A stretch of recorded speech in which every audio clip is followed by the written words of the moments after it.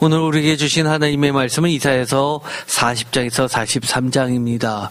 제목을 다 함께 읽어보겠습니다. 누가 아무도 아닌 오직 하나님만이. 아멘. 누가라는 아주 간단한 질문이지만 답변은 제각각인 사람도 있을 수 있습니다. 많은 사람마다 누가라고 질문한다면 여러 가지로 답할 수 있을 겁니다.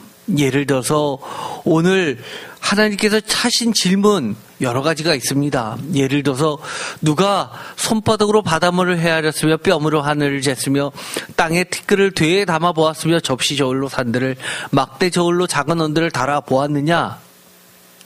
또는 누가 여호와의 영을 지도하였으며 그의 모사가 되어 그를 가르쳤으랴?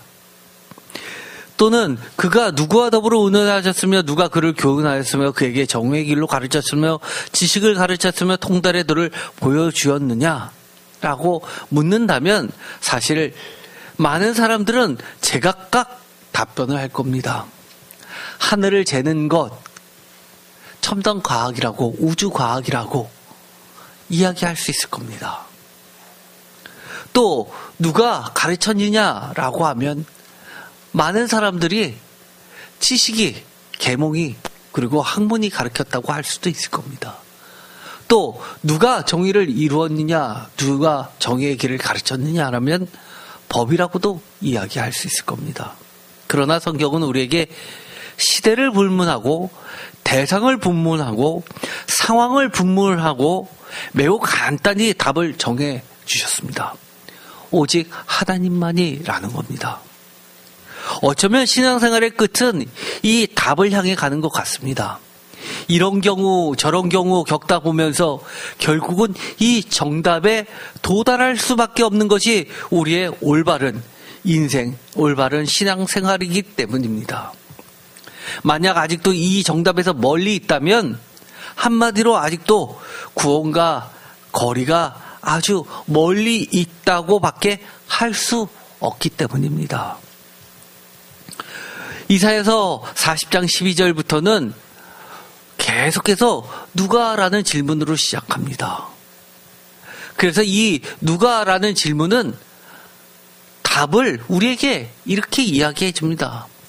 누가 감히 하나님과 비교할 수 있느냐라고 묻는 것과 마찬가지 질문을 여러 가지 형태로 이야기해 주고 있습니다. 이사야서 40장 12절 누가 손바닥으로 바닷물을 헤아렸으며 뼘으로 하늘을 쟀으며 땅에 티끌을 되에 담아 보았으며 접시 저울로 산들을 막대 저울로 작은 언덕들을 달아 보았느냐. 요즘에 이 송파구에 재개발 사업이 많이 진행되죠. 이미 시작하기 전부터 온갖 첨단 과학을 동원해서 연구를 하고 팠는데도 불구하고 예상치 못하게 문화재로 인해서 몇 년 동안 지연돼서 이 많은 비용이 발생하는 경우를 보게 됩니다. 이것은 우리 생활 속에 아주 흔히 발생하는 거죠. 어떤 분들은 그럽니다. 나오려면 문화재가 아니라 석유가 나오지. 아니면 나오려면 요즘에 황금보다 더 귀하다는 거 있죠. 이 전기차에 들어가면 배터리 들어가는 원료들, 히토류들 이런 게 나오면 아파트가 문제냐 이렇게 얘기를 합니다. 이사야서 40장 13절 누가 여호와의 영을 지도하였으며 그의 모사가 되어 그를 가르쳤느냐. 이사야서 40장 14절 그가 누구와 더불어 의논하셨으며 누가 그를 교훈하였으며 그에게 정의의 길로 가르쳤으며 지식을 가르쳤으며 통달의 도를 보여주었느냐. 여러분은 답변 다 하실 수 있겠죠? 이사야서 40장 20절 너희는 눈을 들어 높이 들어 누가 이 모든 것을 창조하였나 보라. 이사야서 41장 12절 누가 동방에서 사람을 일깨워서 공의로 그를 불러 자기 발 앞에 이르게 하였느냐. 열국을 그의 앞에 넘겨주며 그가 왕들을 다스리게 하되 그들이 그의 칼에 티끌 같게 그의 활에 불리는 촉개 같게 하며. 먼 나라 이야기입니까? 바꿔볼까요?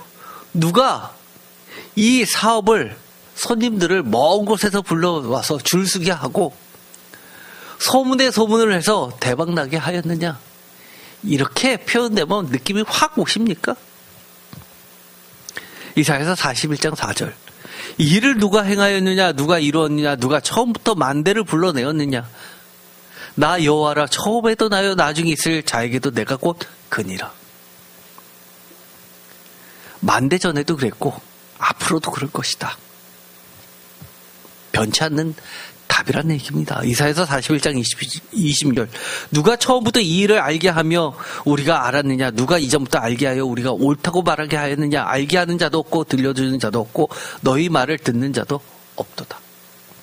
여러분들은 이 누가라고 질문하면 모두 다 하나님께서 정답입니다. 딩동댕동 하면서 칠 정도의 답을 할 준비가 되어 있습니까? 아니면 교회에서만 그러십니까? 아니면 나가서도 이렇게 답을 이야기하실 수 있습니까? 사실 이 답은 제각각이라고 이야기합니다. 이사야서 43장 9절. 열방은 모였으며 민족들이 회집하였는데 그들 중에 누가 이 일을 알려주며 이전 일들을 우리에게 들려주겠느냐? 이사야서 43장 13절. 과연 태초로부터 나는 그이니 내 손에서 건질 자가 없다. 내가 행하리니 누가 막으리요? 누가 막으리요? 멋지지 않나요? 이 이사야서 40장 12절에 보면 누가라고 시작하는 이 여러 가지 구문들은 소제목을 이렇게 달아놨습니다. 비교할 수 없는 하나님이라고 소제목을 달아놨는데 너무 멋지게 비교 절대 불가. 너무 멋지지 않습니까? 그런데 이 이사야서 40장 12절의 말씀은 그 유명한 욥에게 하신 하나님의 70가지 질문을 생각나게 합니다. 욥에서 사실 많은 분들이 이 40장부터 43장까지 질문이 70가지가 나옵니다. 7은 완전수죠. 거기다 10도 완전수입니다. 70. 세상의 모든 질문을 다 포함하고 있는 완벽한 질문과 완벽한 답변입니다. 세상의 모든 문제를 다 다루는 질문입니다. 그런데 사람들이 그거는 계속 질문이 나오니까 읽지 않고 그냥 훅 넘어가는 경우가 굉장히 많습니다. 예를 들어서 이런 겁니다. 이사야서 40장부터 나오는 이 70가지 질문에서 욥기 36장 23절. 누가 그를 위하여 그의 길을 정하였느냐? 누가 말하기를 주께서 불의를 행하셨다 할 수 있으리요.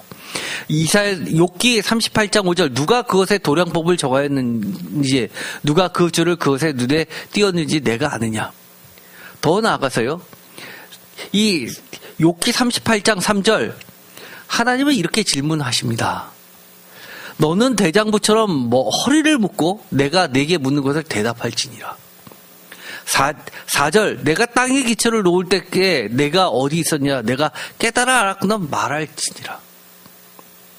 내 무릎에 묻는 말에 답해보아라, 대답해보아라 라고 요구하고 계십니다. 우리는 하나님의 여러 가지 성경에 나오는 질문들 앞에서 나와 관계없는 질문이라고 스쳐 지나가면 안 되고 우리는 하나님 앞에 언젠가는 답해야 되는 사람들입니다. 우리의 순서, 우리가 답해야 될 순서에 여러분은 쭈삣쭈삣 하시겠습니까? 아니면 무엇라고 답을 하시겠습니까?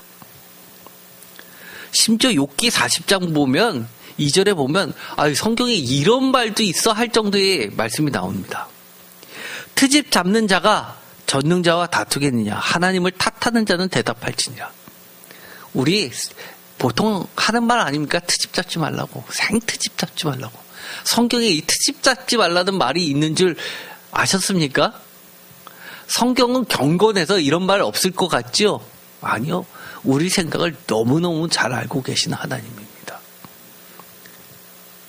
트집 잡지 말라는 겁니다.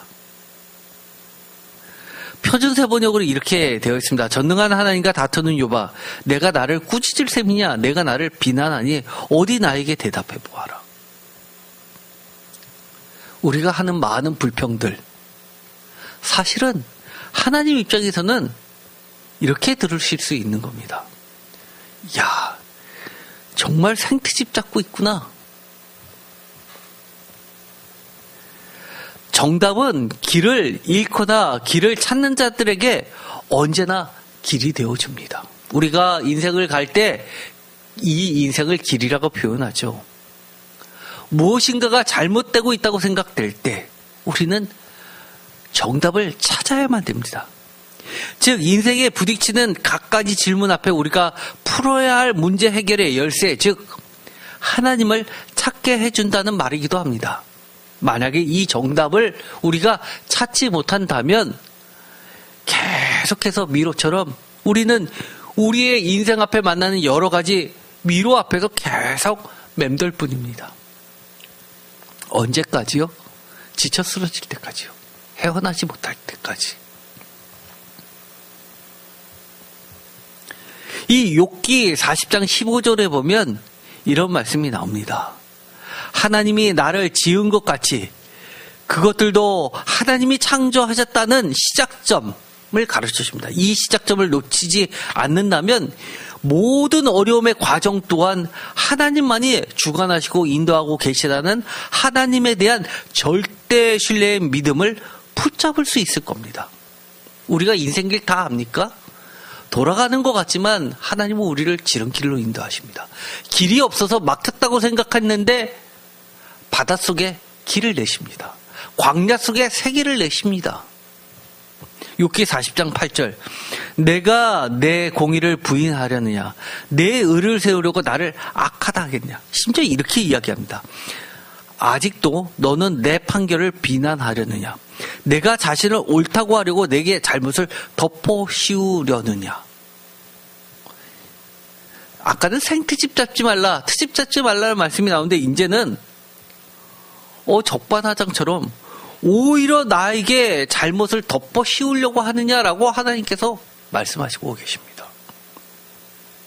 판결, 하나님께서 인도하신 그 길은 우리 눈에 보기에는 잘못된 길 같지만 하나님은 결코 잘못된 길이 아니라고 이야기합니다. 9절 내가 하나님처럼 능력이 있느냐 하나님처럼 천둥소리를 내겠느냐 너는 위엄과 존귀로 단장하며 영광과 영화를 입을지니 너희 넘치는 노를 비우고 교만한 자를 발견하여 모두 낮추되 모든 교만한 자를 발견하여 낮아지게 하며 악인을 그들의 처소에서 짓밟을 지니라. 그들을 함께 진토에 묻고 그들의 얼굴을 싸서 은밀한 곳에 둘지니 그리하면 내 오른손이 너를 구원할 수 있다고 내가 인정하리라. 이 말이 무슨 말이냐면 표준세번역은 이렇게 이야기합니다. 그렇게만 할 수 있다면 나는 너를 찬양하고 내가 승리하였다는 것을 내가 인정하겠다. 하나님이 인정하겠다는 겁니다. 그렇게만 할 수 있다면. 어떻게 보면은요, 우리가 인생을 할 때, 왜 이렇게 힘들지? 왜 나는 이럴까? 라는 생각이 들 때, 내가 뭘 그렇게 잘못했지? 심지어 그런 사람도 있죠. 전 세계에 무슨 악연이 있어서 그렇지? 그러나요? 하나님은 이렇게 이야기합니다. 그 모든 과정은 나를 만나는 시간이라고 이야기합니다. 하나님과 함께하는 시간이라고 이야기합니다. 이렇게 이야기합니다. 너 혼자서 모든 것을 해결할 수 있어? 인생이 그렇게 만만해? 그렇다면 그렇게만 할 수 있다면 너 힘대로 네 뜻대로 세상을 그렇게 다 살아낼 수만 있다면 내가 인정할게. 이렇게 이야기하시는 겁니다. 우리가 지금 편안히 산다고 내가 지금까지 이뤄놓은 나의 그 과정들, 예를 들어서 대표적인 게 자격증 아닙니까? 그런 것들이 사업 기반 이런 것들이 편안하다고 생각하는 그 순간까지도 사실은 하나님께서 보호해 주시니까 누릴 수 있는 겁니다. 세상에 남들 부러워하는 것처럼 정말 좋은 대학 나오고요. 좋은 직장 갖고요. 그리고 남들 부러워하는 자격증 갖고 있어도요. 한순간 뒤집어져서 인생 바닥치는 사람들 숱하게 보고 있습니다. 그러면서 이렇게 이야기합니다. 15절. 이제 소같이 풀을 먹는 배의 못을 볼지어다. 내가 너를 지은 것 같이 그것도 지었느냐. 저는 이 구절이 너무 제 마음을 울립니다. 내가 너를 지은 것 같이 그것도 지었느니라. 멋지지 않아요? 왜요? 이게 뭐라고요? 여러분 기도할 때 이런 기도 안 해보셨습니까? 저는 그런 기도 많이 했는데요. 영 답답하면 그렇습니다. 하나님, 하나님이 저 지으시지 않으셨어요? 저 낳지 않으셨어요? 제발 제 기도 좀 들어주세요. 오죽 답답하면. 제가 이거 해결할 능력 없어요. 저 하나님 앞에 버린 자식 아니잖아요. 라고 기도할 때 많습니다. 여러분 그런 기도 안 하세요? 그런 기도를 한다는 얘기는 그만큼 답답하다는 이야기입니다. 앞이 안 보인다는 겁니다. 그런데 하나님이 그럴 때 내가 너를 지은 것 같이 그것도 지었느니라 라고 해주신다면 뭡니까? 그까짓 것 아무것도 아니야. 그까짓 것 아무것도 아니야. 이야기 아닙니까? 다 내 손 안에 있어. 너는 어떻게 할지 모르겠지만 걱정하지 마. 그 얘기 아니에요? 뭘 걱정하십니까? 사실 이 베헤못이 뭔지 잘 모릅니다. 다만 우리가 이것을 하마 정도로 번역을 했습니다. 왜냐하면 몸집이 굉장히 크면서 육지와 물에 사는 짐승으로서 굉장히 힘이 세고 코끼리처럼 덩치가 어마어마하게 큰 그런 고대 생물이기 때문입니다. 결국 성경의 수많은 질문과 답변은 모두 우리로 하여금 어떠한 상황 속에서도 하나님만을 향할 수 있도록 우리 삶의 좌표를 세워줍니다. 비록 내가 현재 서 있는 이 자리가 내가 원하는 나의 모습 그 좌표에 훨씬 못 미치거나 아니면 그보다 훨씬 성공했다고 생각할 정도의 그런 위치에 가 있더라도 마찬가지입니다. 오늘 이 시간 이후 각자의 삶터, 학교든 직장이든 가정이든 사업장이든 할 거 없이 평안한 삶이 현재 내 눈앞에서 사라졌다 할지라도 여전히 활동하고 계시는 우리의 창조주 하나님을 바라보시게 되길 축원드립니다. 이사야서 40장을 보면 마찬가지로 질문이 나오게 됩니다. 누가? 라는 말로 시작하죠.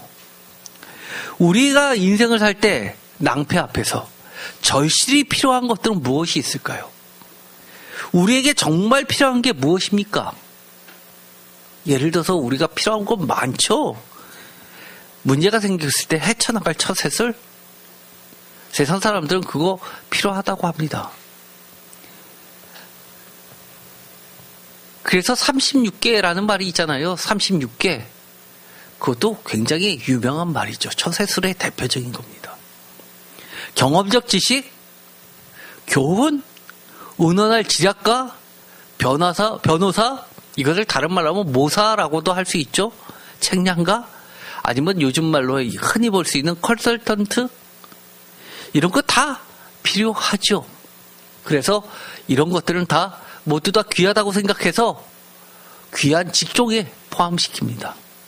많은 보수가 따르죠. 그런데 이사야서 40장 보면 이렇게 되어 있습니다. 누가 여호와의 영을 지도하였으며 그의 모사가 되어 그를 가르쳤으랴.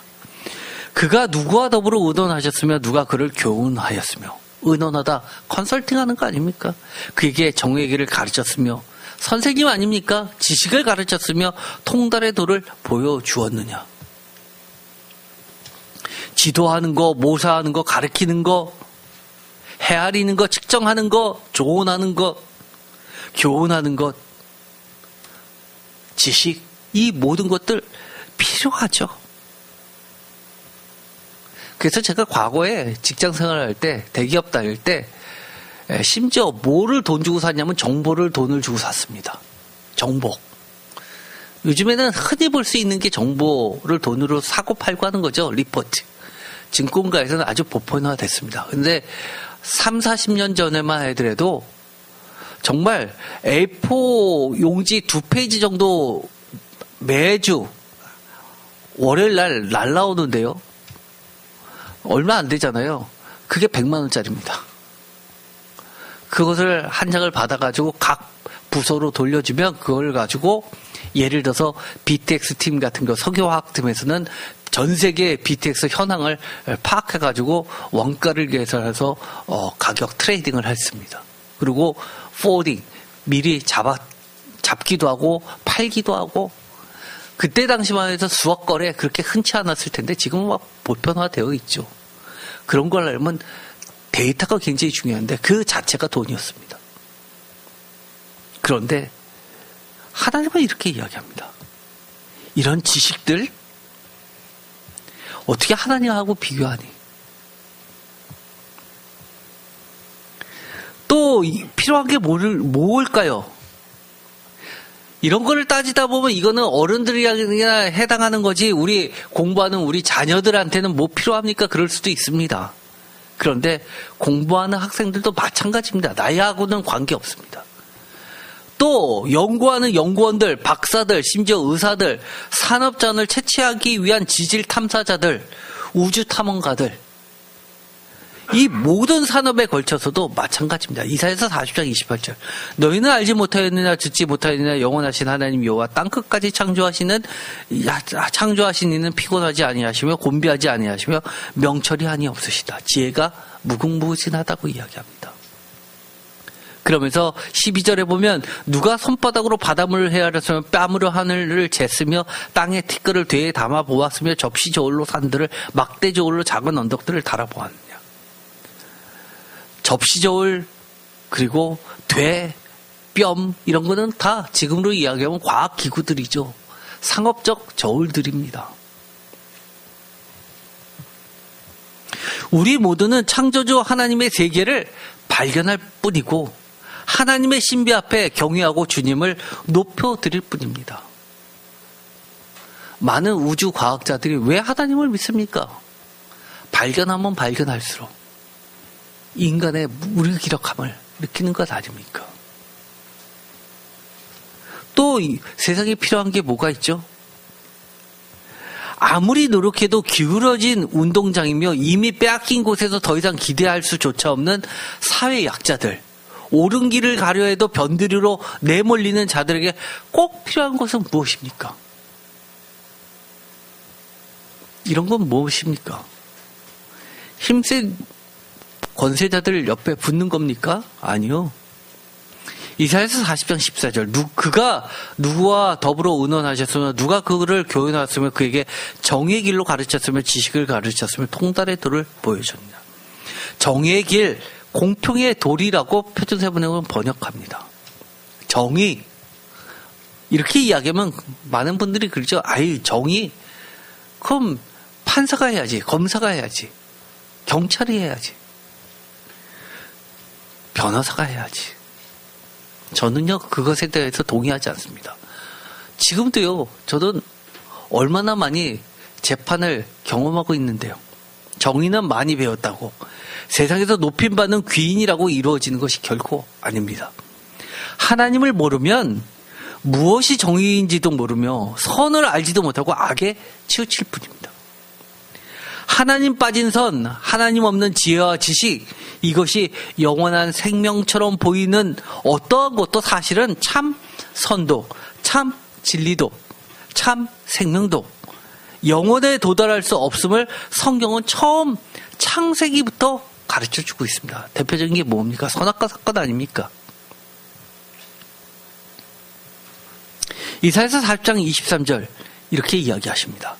귀인들을 패하시며 세상의 사사들을 헛되게 하시나니.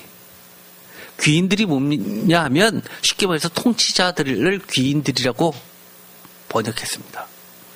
뭐라고 이야기하십니까? 통치자들을 허수아비로 만드신다는 겁니다.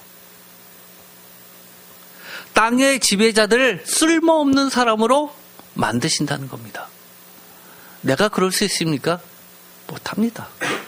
그러나 하나님은 하십니다. 어느 정도로요? 24절 그들은 겨우 신기고 겨우 뿌려졌으며 그 줄기가 겨우 땅에 뿌리를 박자 곧 하나님이 입김을 부시니 그들은 말라 회오리 바람에 불려가는 촉에 같으다. 표준세 번역으로 읽어보면 실감 납니다. 이 세상의 통치자들은 풀 포기와 같다. 심기가 무섭게 씨를 뿌리기가 무섭게 뿌리를 내리기가 무섭게 하나님께서 입김을 부셔서 말려버리시니 마치 강풍에 날리는 건불과 같다. 뭐라고요? 심기가 무섭게, 씨를 뿌리기가 무섭게, 뿌리를 내리기가 무섭게. 거꾸로 읽을 수도 있습니다. 하나님께 지혜를 구하고 하나님의 정의를 가는 자는 생각하기가 무섭게, 일을 시작하기가 무섭게, 손을 대기가 무섭게 뿌리가 내리고 터가 굳어져서 열매를 맺힐 것이다 라고 읽을 수도 있는 겁니다. 하나님의 말씀 무섭지 않아요? 통쾌하지 않습니까?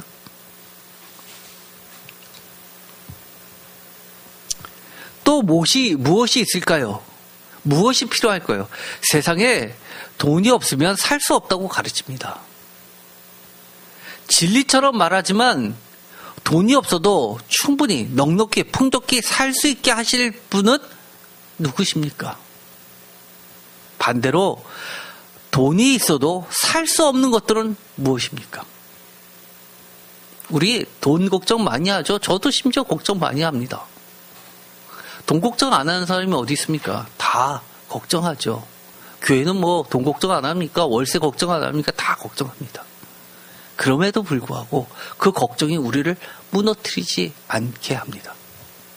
왜냐하면 이사야서 41장 17절 가련하고 가난한 자가 물을 구하되 물이 없어서 갈증으로 그들의 혀가 마를 때 나 여호와가 그들에게 응답하겠고 나 이스라엘의 하나님이 그들을 버리지 아니할 것이라.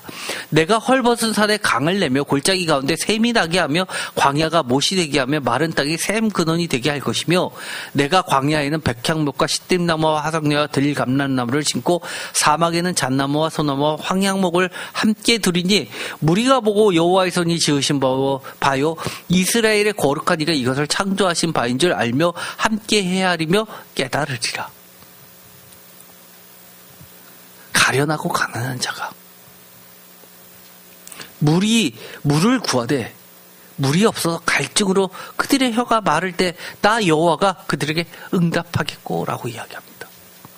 더 나아가서 심지어 이런 말씀도 하세요. 요한계시록에 이 말씀을 인용하고 있죠. 이사야서 55장 1절 오라 너희 목마른 자들아 물로 나오라. 다 같이 읽겠습니다. 돈 없는 자도 오라. 너희는 와서 사 먹되 돈 없이 값 없이 와서 포도주와 젖을 사라. 사라는데 뭐라고 사라고 하는 겁니까? 돈 없이 사라고 합니다. 돈 없이. 그러면서 2절에 너희가 어찌하여 양식이 아닌 것을 위하여 은을 달아주며 배부르게 하지 못할 것을 위하여 수고하느냐. 내게 듣고 들을지어다. 그리하면 너희가 좋은 것을 먹을 것이요 너희 자신들이 기름진 것으로 즐거움을 얻으리라.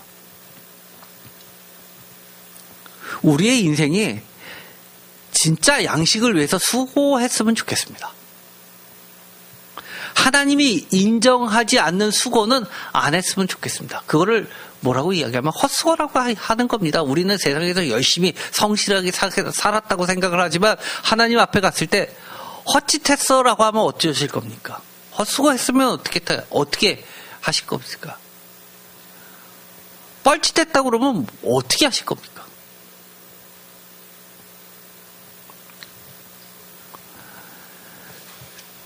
저희 강사모에 유치원 때부터 친구가 있었습니다. 사모가 됐습니다. 저희보다 먼저 일찍 사모를 하셨고 남편을 신학교에서 만나가지고 목회를 하셨는데 우리랑 아주 가까운 다리만 건너면 되는 아주 가까운 데서 목회를 하시는데요.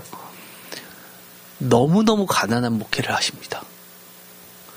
뭐 이렇게 누워있으면요. 쥐가 뭐 왔다 갔다 해가지고 깰 때가 한두 번이 아니고요.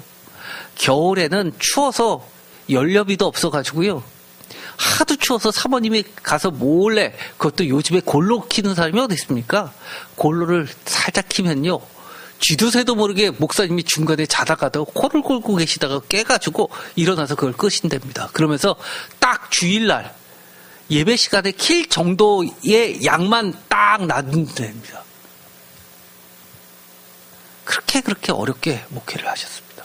그런데요, 안타깝게도 그분들이 자기들은 그렇게 아끼면서 그 동네에서 어려운 아이들을, 학생들을 다 데리고 와서 공부방을 하면서 그렇게 어렵게 애들 다 성장시켰습니다. 동네 애들을요. 애들이 다 커면 우리 생각에는 걔네들이 다 기둥이 돼서 교회를 받쳐줄 것 같죠? 대학생 되면 다 뿔뿔이 흩어집니다. 그 중에 몇 명 남습니다. 몇십 명 학생들은 있는데 대학교 가고 뭐하고 사회 나가고 직장 나가고 했는데 돌아오지 않습니다. 그래도 꾸준히 그런 사역을 몇십 년을 하셨습니다. 그러니 얼마나 몸이 축이 납니까? 키가 180이 넘으시는 거구셨는데 신장이 안 좋아서 콩팥이 안 좋으셔서 2%뿐이 기능을 못 하셨습니다. 그래서 설교하시다가 몇 번 쓰러지셨을 정도입니다. 근데 돈이 없어서 병원을 가지 못하는데 병원에서 급하게 수술해야 되니까 빨리 들어오라고 했는데도 치료비가 없으니까 버티시다가 수술 일주일 전에 들어가셨습니다. 그리고 사모님이 덩치가 작으신데 그 사모님이 자기의 콩팥을 제공하기로 했습니다. 혈액형도 틀립니다. 그런데도 면역검사 같은 데 했는데 다 통과했습니다. 하나님의 기적이라고 합니다. 그런데요, 수술을 했는데 결과가 어떻게 됐을까요? 그 사모님은요, 보통 그렇게 들어가면 남편이 2인실에 들어갔으면 보험이 되잖아요. 그 부인도 같이 2인실에 들어가면 얼마나 좋아요. 그런데 참 이상하게 콩팥 기여자, 제공자는 보험 처리가 안 된답니다. 신기하죠?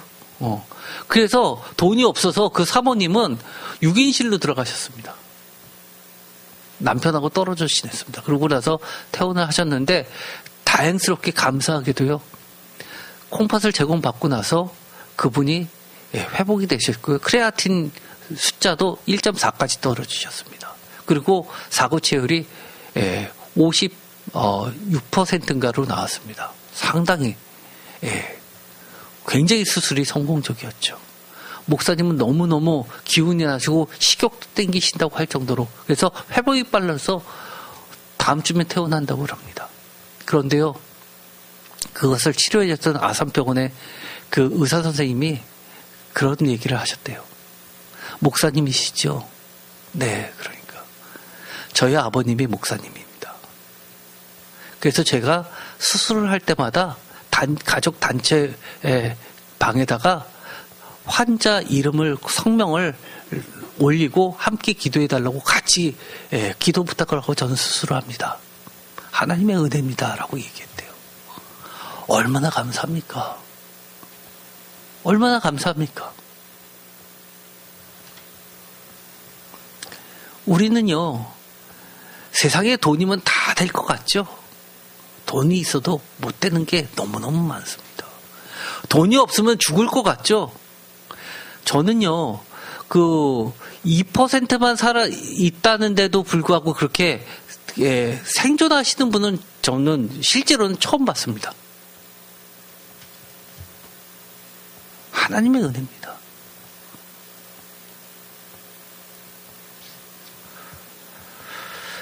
요한복음 6장에 보면 이런 말씀이 나옵니다. 53절. 예수께서 이르시되 내가 진실로 진실로 너에게 이르노니 인자의 살을 먹지 아니하고 인자의 피를 마시지 아니하면 너희 속에 생명이 없느니라.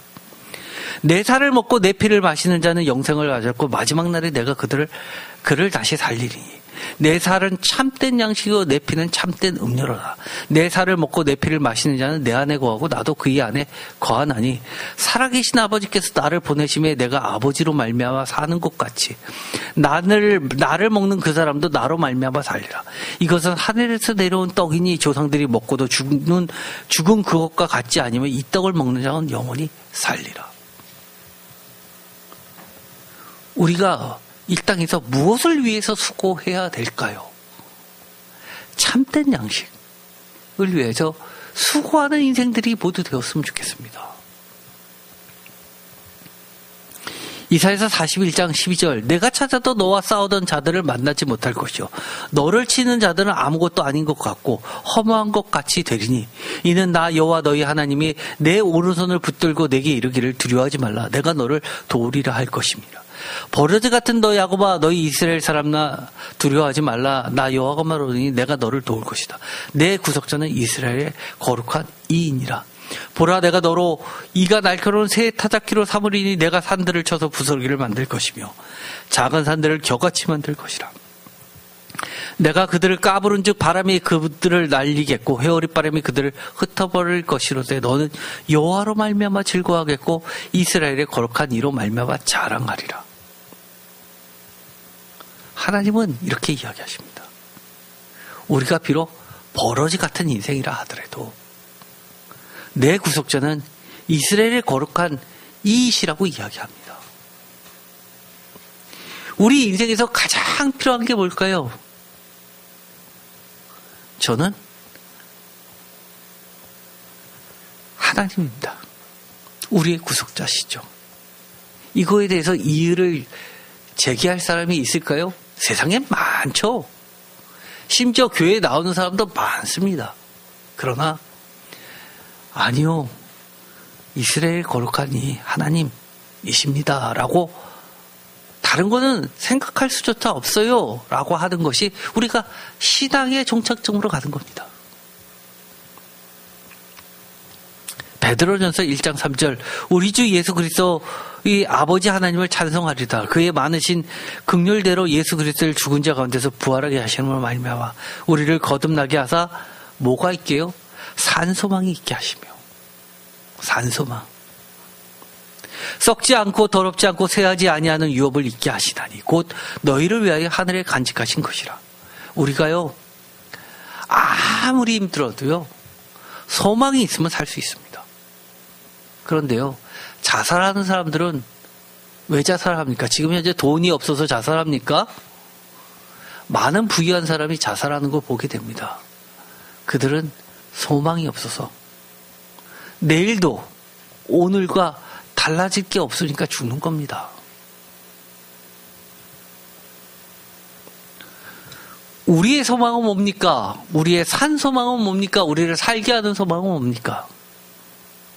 여러분, 교회는요, 잘난 사람만 오는 게 아니라요, 정말 죽을 정도로 힘든 사람들 오는 것입니다. 정말 힘들 때 잘 오셨습니다. 왜요? 여기에 산소망이 있습니다. 우리를 살게 만드십니다. 다섯 번째, 어쩌면 가장 모든 인간들이 기본적으로 필요하다는 게 있습니다. 힘과 능력일 겁니다. 어려움을 겪을 때마다 무력감, 무능력, 무기력에 쓰러지곤 합니다. 그래서 심지어 이렇게 이야기하죠. 나에게 힘만 있다면 이런 일쯤이야. 가끔 상상도 한다고 해요. 저 못된 사람들 막 때려주는 상상. 힘만 있으면. 그러나 하나님은 이렇게 말씀하십니다. 이사야서 12장 2절 보라 하나님은 나의 구원이시라. 내가 신뢰하고 두려움이 없으리니 주 여호와는 나의 힘이시며 나의 노래시며 나의 구원이심이라. 그러므로 너희가 기쁨으로 구원의 우물 들에서 물을 기르리로다. 멋지죠? 주 여호와는 나의 힘입니다. 아주 간단하지만 이것이 우리에게 진짜 힘을 줍니다. 그냥 들어서 아는 거 말고요. 정말 우리가 알았으면 좋겠습니다. 하나님의 힘을 알았으면 좋겠습니다. 이사야서 28장 2절 보라 주께 있는 강하고 힘 있는 자가 쏟아지는 우박같이 파괴하는 광풍같이 큰 물이 넘친같이 손으로 그 면류관을 땅에 던지리니 에브라임의 술 취한 자들의 교만한 면류관이 발에 밟힐 것이요 그 기름진 골짜기 꼭대기에 있는 그의 영화가 세전에 가는 꽃이 여름 전에 처음 익은 무화과 같으리니 보는 자가 그것을 보고 얼른 따서 먹으리라. 그날에 만군의 여호와께서 자기 백성이 남은 자에게 영화로운 면류관이 되시며 아름다운 화관이 되실 것이라. 재판석에 앉은 자에게는 판결하는 영이 되시며 성문에서 싸움을 물리치는 자에게는 힘이 되시리로다. 우리 뭐가 필요하다고요? 우리 늘 입버릇처럼 이야기합니다. 힘이 필요하죠. 힘이 없어서 이런 일 당한다고 생각하십니까? 어쩌면 우리에게 하나님에 대한 믿음과 신뢰가 없어서 이런 일 당할 수도 있습니다. 그런데 우리가 힘 있으신 하나님을 붙잡고 있으면 강하고 있는 자가 쏟아지는 우박같이 파괴하는 광풍같이 큰 물이 넘친같이 손으로 그 면류관을 땅에 던지시는 그 하나님의 힘을 믿는다면 그래, 니들이 지금 암만 이래봐라 다 헛방이다 이렇게 생각할 수 있습니다. 기분 나쁘죠? 주먹이 눈앞에서 왔다 갔다 하면 기분 나쁘죠? 그러나 다 헛방입니다. 나를 쓰러뜨리게는 할 수 없습니다. 이사야서 40장 그 유명한 말씀입니다. 29절 피곤한 자에게는 능력을 주시며 무능한 자에게는 힘을 더하시나니. 저 너무너무 피곤할 때가 많습니다. 저의 능력 없다고 느껴질 때 너무너무 많습니다. 그런데 능력 주시고 힘을 더하신다고 이야기합니다. 소년이라도 피곤하며 곤비하며 장정이라도 넘어지며 쓰러지되. 다 같이 읽겠습니다. 오직 여호와를 앙망하는 자는 새 힘을 얻으리니 독수리가 날개치며 올라간 같을 것이요 다른 벽질하여도 곤비하지 아니하겠고 걸어가도 피곤하지 아니하리로다. 아멘. 이 구절은 왜 그렇게 아는데도 불구하고 읽을 때마다 힘이 되는지 모르겠습니다. 새 힘. 혹시 여러분이 지금 간절히 구하고 있는 것이 무엇입니까? 하나님만이 답입니다. 하나님이 예수님이 전부가 될 때 나의 전부는 아무것도 아님을 깨닫게 됩니다. 나의 전부 단순히 돈만을 이야기하는 겁니까? 아니요. 그거가 관련된 모든 걱정, 근심, 미래의 마지막 보루까지 포함해서 전부입니다. 내가 지고 있는 그 마지막 하나까지도 전부 하나님께 내어놓을 수 있는 겁니다. 왜요? 내가 지고 있는 게 얼마나 됩니까? 그걸 하나님께 내어놓는 순간 하나님이 나머진 다 채워주십니다. 성경에 그런 게 어딨냐고요? 마가복음 12장에 보면 이런 말씀이 나옵니다. 마가복음 12장 44절 너무나 잘 알고 있죠? 다 같이 읽겠습니다. 그들은 다 그 풍족한 중에서 넣었거니와 이 과부는 그 가난한 중에서 자기의 모든 소유 곧 생활비 전부를 넣었느니라 하시니라. 이 구절을요, 제가 제일 싫어하는 설교 중에 하나가 뭐냐면요, 이 구절을 헌금에다가 맞춰가지고 설교하시는 거를 저는 굉장히 싫어합니다. 이 이야기는요, 단순히 헌금의 문제가 아닙니다. 여러분 돈 없어 보셨습니까? 그것도 이 과부가 마지막 남은 동전 투냥을 내려놓는 순간은 머리에 스쳐가는 게 뭘까요? 자식이 있다면 자식 걱정, 자식이 없다 하더라도 나의 삶의 걱정, 내 미래에 대한 담보,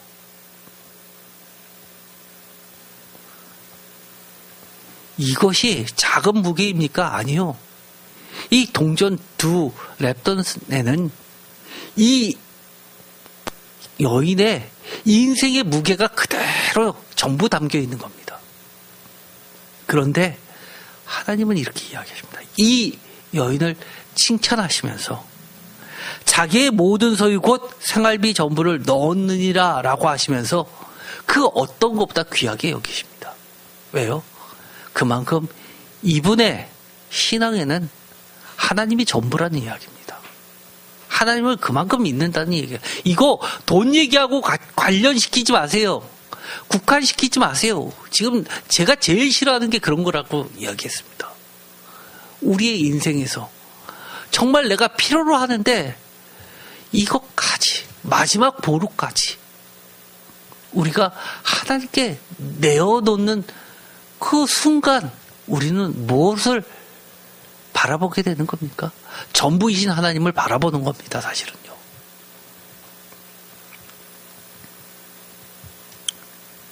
오늘의 말씀의 제목입니다. 다 같이 읽어볼까요? 누가? 아무도 아닌 오직 하나님만이. 우리 인생에서 필요한 게 없습니까? 얼마나 많이 있습니까? 참 많죠. 어떨 때는요, 요것만 있으면 내가 좀 나을 텐데, 이것만 내가 있으면 달라질 텐데, 이것만이라고 하는 것이 있을 겁니다. 그때 오늘의 말씀을 기억해 주세요. 하나님만이 내 인생의 게임 체인저 수준이 아닙니다. 하나님만이 라는 신앙이 여러분과 저의 인생의 정답의 길이 되길 축원드립니다. 기도하고 마치겠습니다. 하나님 감사합니다. 오늘도 하나님께서는 저희에게 인생의 길을 가르쳐 주십니다. 우리가 그 하나님의 답변을 기대하시는 그 답변을 우리도 할 수 있게 하여 주옵소서. 앵무새가 아니라 정말 진심에서 우러나오는 하나님만이 우리의 전부입니다. 하나님만이 정답입니다. 누가요? 라고 묻는다면 하나님만이 그렇습니다. 라고 답할 수 있게 하여 주옵소서. 예수 그리스도의 이름으로 기도드립니다. 아멘.